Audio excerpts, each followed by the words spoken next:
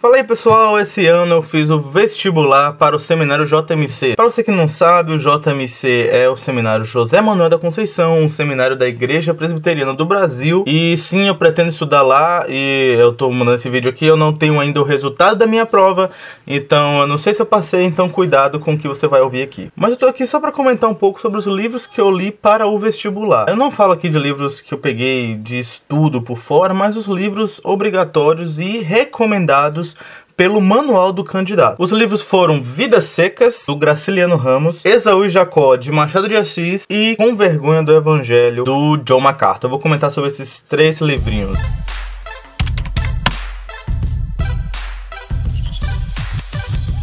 O meu interesse em comentar esses livros é que o seminário ele tem um propósito principal de formar pastores. É claro que existem pessoas que podem fazer o seminário com interesses particulares e pessoais. Existem pessoas que vão fazer o seminário e que não serão pastores. Fazer o seminário e concluir não significa necessariamente que você é capaz de ser um pastor.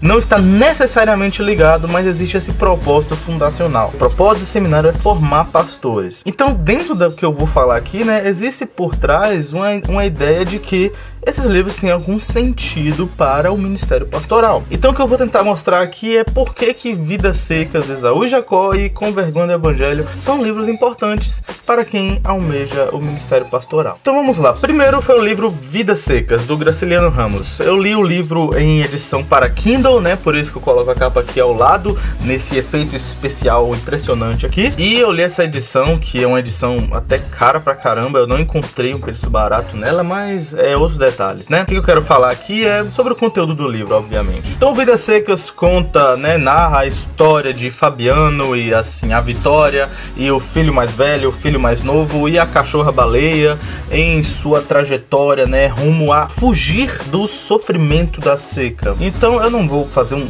resumão aqui, Na verdade, é só uma pincelada por alto, porque o livro é basicamente isso. Existem alguns acontecimentos interessantes na narrativa do livro. Os capítulos têm o foco em cada personagem, em alguns acontecimentos também, mas eu acredito que Vidas Secas seja interessante para quem almeja o ministério pastoral, porque é um livro que relata de maneira muito bem elaborada a questão do sofrimento do ser humano, de maneira bem específica, sobre o sofrimento de quem está no sertão, do nordestino, de pessoas pobres, de pessoas que têm dificuldade de ter o que comer. Então é um livro que vai falar muito sobre condição social e é importantíssimo que o pastor tenha essa sensibilidade para aqueles que sofrem, para aqueles que precisam de um cuidado em questões físicas mesmo, em questão de alimentação, em questão de roupa, em questão de emprego, em questão de moradia. E eu acho que Vidas Secas acaba sendo um estimulante para isso, porque por ser uma literatura, e a literatura tem essa função, desperta certas empatias do leitor para as pessoas que passam por aquela situação, Então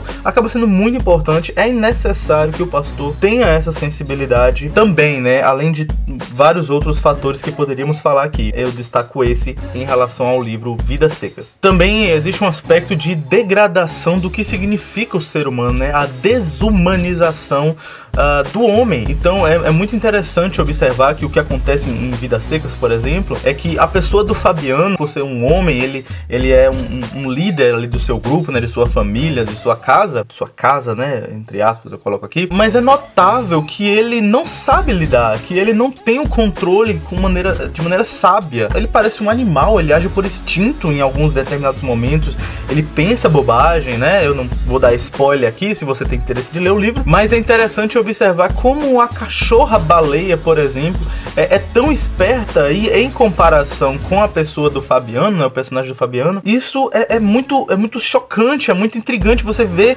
a sabedoria de um cachorro e você vê a estupidez de um ser humano que foi criado à imagem e semelhança de Deus, criado como um ser pensante e racional, e é muito interessante observar isso e de como muitas pessoas precisam ser restauradas, Na verdade, todo ser humano precisa disso. O efeito da queda, os efeitos noéticos do pecado que afetam a mente precisam ser removidos, precisam ser mudados, precisam ser tocados pela pessoa de Deus, E isso acontece por meio do Evangelho do Senhor Jesus Cristo. Então é necessário essa sensibilidade. Eu acredito que Vidas Secas traz esse aspecto, o que é Eu acho muito interessante. Um outro livro que eu li foi Esaú e Jacó, de Machado de Assis. Eu trago essa capa aqui que vocês estão vendo, mas na verdade eu sequer sei exatamente qual é a capa, porque na verdade o que eu li foi de domínio público e não tinha capa, então eu só tô apresentando aqui de maneira meramente ilustrativa.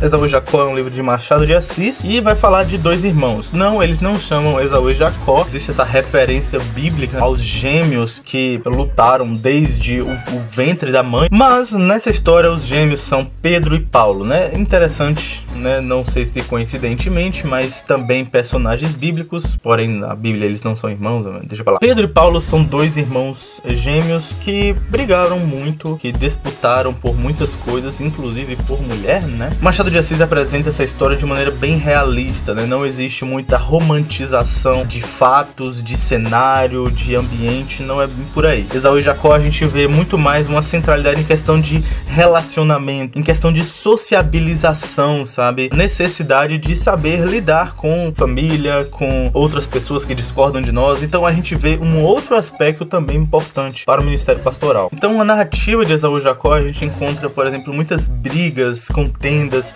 A gente vê algumas coisas movidas por paixão, a gente vê indecisões, dramas familiares, e o pastor precisa estar atento a isso, né? Existe um aspecto de ministério, de aconselhamento, que é necessário o pastor ter essa sensibilidade, né? Não chegar e dizer, olha, faça isso, faça aquilo outro, né? Caso vá aconselhar alguém que tenha problemas de relacionamento com sua esposa ou com seu marido, ou saber lidar com os filhos, ou com algum amigo, o pastor precisa ser sensível a esses aspectos para não acabar, né, estimulando uma besteira, né? Geralmente quem busca o pastor para conselhos dá uma certa credibilidade às palavras dele. Então o pastor não pode falar qualquer coisa. Então eu acredito que Esaú e Jacó seja uma leitura importante, porque faz o leitor refletir as questões de uma forma um pouco mais complexas em relação a brigas, né? Geralmente não é uma pessoa que está certa e a outra está errada. Nem tudo é preto no branco. Existem muitas áreas cinzas quando se fala de relacionamento e discussões. Então essa complexidade é necessário. Entender todas as nuances que está por trás, motivações,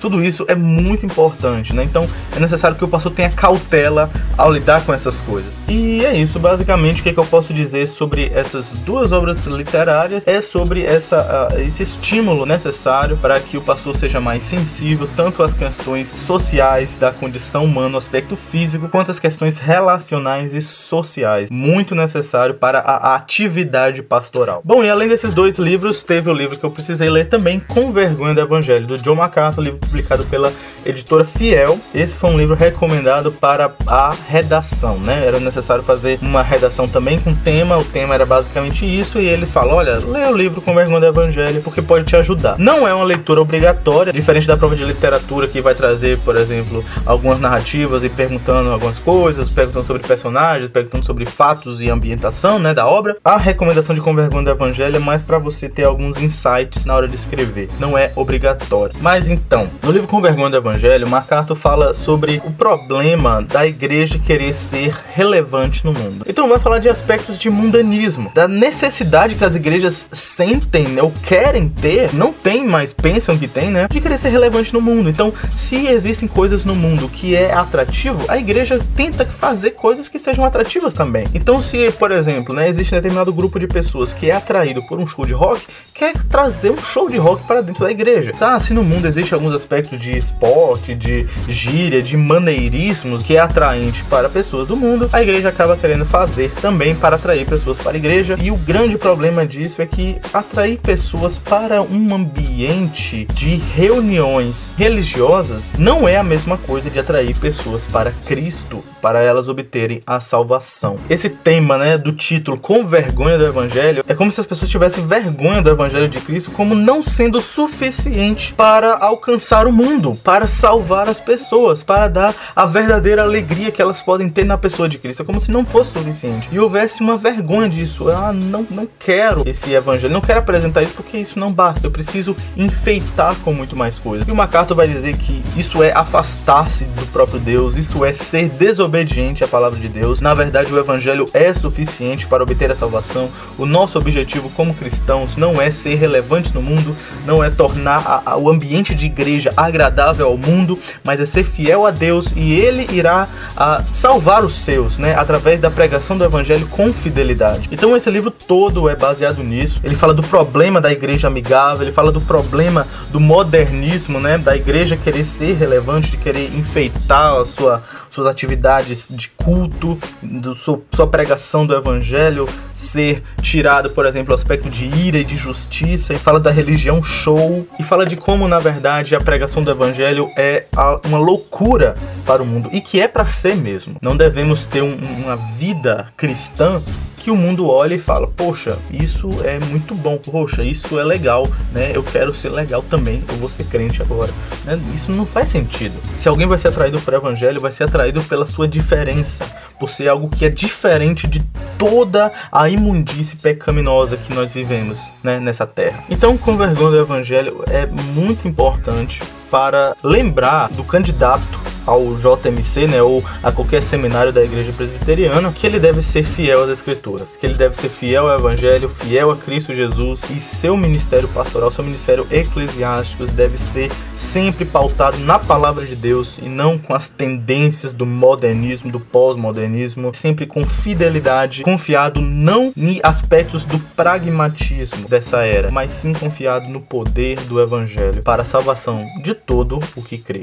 Bom, então é isso. Basicamente, essas foram as impressões que eu tive sobre a importância desses livros lidos para o vestibular. Esse vestibular é um vestibular unificado, né, feito pela JET, a Junta de Educação Teológica da Igreja Presbiteriana. Então, todas as pessoas que querem fazer um seminário da Igreja Presbiteriana precisam fazer esse vestibular. Se você fez esse vestibular também porque você quer se ingressar em algum desses seminários, deixa um comentário aí embaixo do que você achou das minhas impressões. Você pensou algo desse tipo também? Você não tinha pensado nisso? Comente aí embaixo, me diga o que você acha. E me diga também se você tem interesse, se você não fez esse, se você tem interesse de algum dia fazer esse vestibular também, né? Então é isso, pessoal. Esse vídeo fica por aqui. É mais essa pincelada mesmo. Obrigado por ter assistido até esse momento. Se você é novo por aqui, seja bem-vindo. Nós temos vídeo aqui toda semana, ou quase toda semana, sempre falando sobre cristianismo, sobre livros, indicação de livros, críticas, resenhas e etc. Se inscreva para acompanhar os próximos vídeos sempre que você entrar aqui na tela do YouTube. Valeu e tchau!